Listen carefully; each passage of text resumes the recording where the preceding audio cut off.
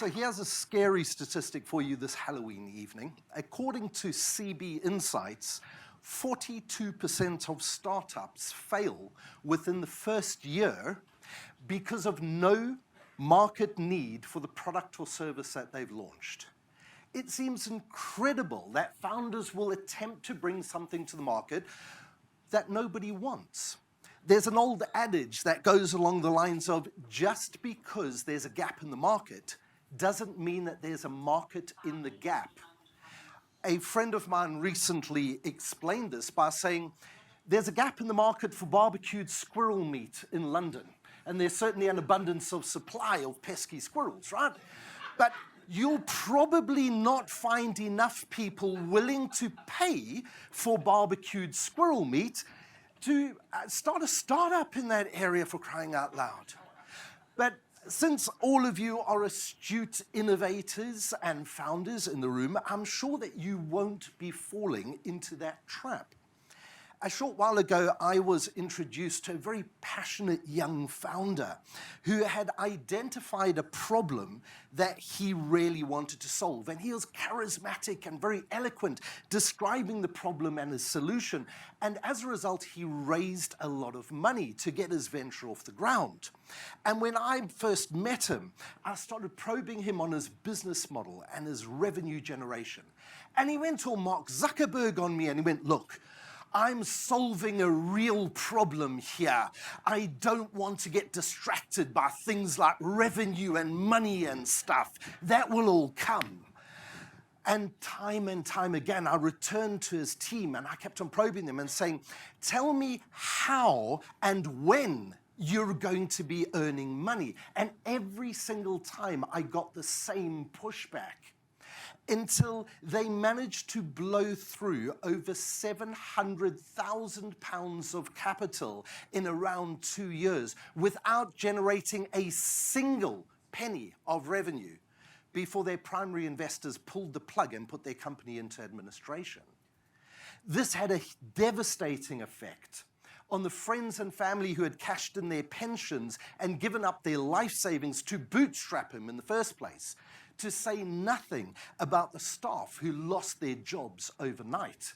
Sort of reminiscent of WeWork recently, right? Just on a slightly smaller scale. But, you know, it was tragic, but it was avoidable as far as I'm concerned, if only he had listened. Now, you can call it pride, arrogance, sheer bloody pig-headedness, but I frequently come across this in founders and product managers in organizations that become financially and emotionally invested in delivering a solution at all costs. And I encourage everybody, look around you and see that you're not surrounding yourself with an echo chamber of people that are just going to pat you on the back and tell you how great your solution is. Seek input from lots of different opinions, particularly those who are brave enough to tell you when you've got an ugly baby, right? And don't forget the basics, things like market and proposition validation. This is entrepreneurship 101. Don't skip the class and become part of that opening statistic. And I know there are lots of unknowns. As innovators and entrepreneurs, we deal with unknowns and ambiguity all day long, the kind of things that strike fear into a lot of people around us. And speaking of fear, who would be afraid of coming face to face with this jellyfish if they're swimming in the water? Right, why? Why would you be scared of it? You think it's going to hurt you, right? It might even kill you. You don't know. This is an unknown to you, right? But what if I told you as an experienced scuba diver that that's actually quite harmless? Would you then appreciate the beauty of it and be able to admire it? You see, the thing is, people don't fear the unknown. They fear what they think about the unknown. Take AI, for example. Everybody is terrified at the moment of AI is going to be taking over their jobs. And thanks to all the Hollywood hype, the rise of the robots, you know, too many Terminator movies, they're going to all come and kill us.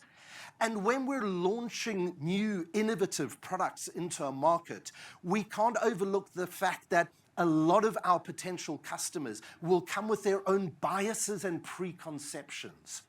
So we need to make sure that we over-communicate the impacts and the implications on them. We must make the unknown the everyday so that they become comfortable with these concepts of the future and more receptive to our products and our services.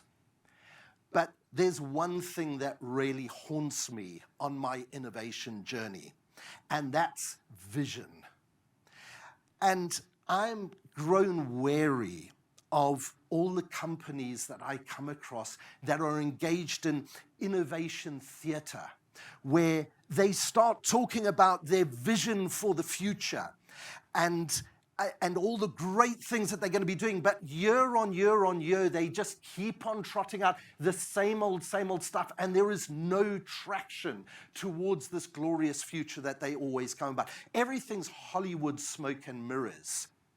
On the flip side of that, I'm trying to rein in a startup that I'm working with who is chasing it. They're doing lots of stuff. They're chasing crypto and AI and machine learning, and they're doing everything.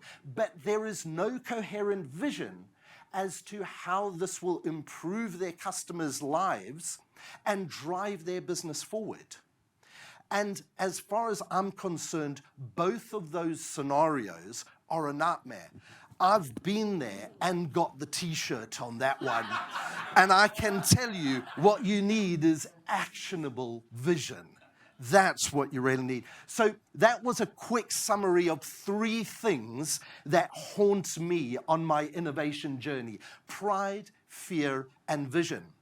And what I would really love is if all of you here would continue the conversation on the Founders Live Forum and share your haunting tales of innovation with us. And even more so, if any of you are prepared to share that on a podcast, it would be awesome. Enjoy the rest of the evening. Thank you very much.